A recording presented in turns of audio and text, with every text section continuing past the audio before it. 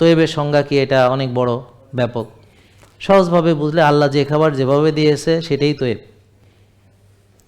প্রকৃতিতে যেই খাবার যেটা প্রাকৃতিকভাবে যেভাবে পাওয়া যায়, যেটার ভিতরে কোনো জেনেটিক্যালি মডিফিকেশন বা কেমিক্যাল ফার্টিলাইজার, পেস্টিসাইড বা সেটার ফাইবার ফেলে দেওয়া হয়েছে বা কেমিক্যালে চুবানো হয়েছে বা পচে না যাওয়ার জন্যে বা শেলফ লাইফ বাড়ানোর জন্যে কোনো মেকানিজম করা হয়েছে, এগুলো না। তাহলে তয়েব খাবার হচ্ছে যেগুলো অবিকৃত অবস্থায় বিদ্যমান। তো সে যদি জন্মের পর থেকেই সে যদি তয়েব ছাড়া না খায়, সে যদি 3 ভাগের 1 ভাগ খাবার খায়, 1 ভাগ ফাঁকা রাখে, 1 ভাগ পানি খায়, সে যদি ক্ষুধা লাগলে খায়, ক্ষুধা থাকতে থাকতে খাওয়া শেষ করে এবং পরিমিতিবোধ বজায় রাখে, এবং সে যদি মাঝে মাঝে রোজা রাখে,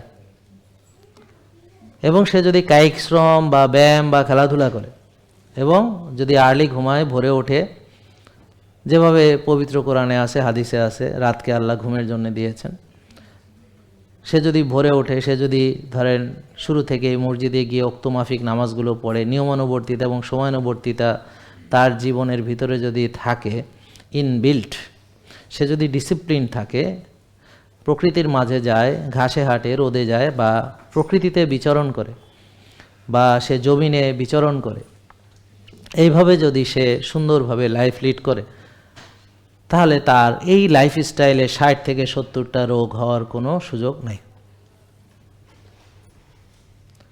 তা এখন এটা সত্য কি মিথ্যা, এটা বোঝার জন্যে খুব সহজ, যে আপনাদের যাদের রোগ হয়েছে, বা আপনাদের যাদের রোগ হওয়ার লাইনে আছেন, বা রোগ হওয়ার মতো যাদের ভিতরে পরিবেশ তৈরি হয়েছে, বা অলরেডি রোগী হয়েছেন, এখন আপনারা বলেন যে এই যে নিয়মগুলোর কথা বললাম, আপনারা কি সেই নিয়মে চলেন নাকি নিয়মের ব্যতিক্রম চলেন? এবং নিয়ম মেনেই রোগী হয়েছেন, যে আপনার ভিতরে জন্মের পর থেকে এই নিয়মগুলো ছিল, তারপরও আপনি রোগী হয়েছেন, তাই কি? তাহলে তো এটা বুঝতে আর কোনো সায়েন্সের দরকার নেই, প্রমাণের দরকার নেই, অলরেডি প্রমাণিত। জেকে লাইফস্টাইল, ওষুধ মুক্ত সুস্থ জীবন।